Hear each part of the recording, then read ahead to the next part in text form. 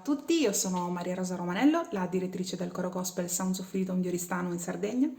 È un coro molto giovane, siamo quindi contentissime di essere qui e ringraziamo moltissimo Rita Lograsso per averci permesso di partecipare a questa rassegna corale che, seppur virtuale, noi sentiamo veramente tanto vicino. Il messaggio di speranza con la musica gospel, diciamo che già di per sé la musica gospel è un messaggio di speranza, però in questo periodo ne abbiamo veramente bisogno. Abbiamo bisogno di pensare non soltanto alle cose negative, alle cose pessimiste che ci stanno intorno, ma soprattutto alle cose belle.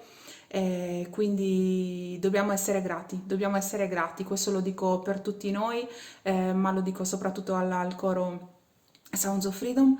Dobbiamo essere ottimisti e super grati di tutto quello che abbiamo, del nostro progetto e di tutte le cose belle che ci circondano nonostante tutto. Quindi grazie ancora e buona visione.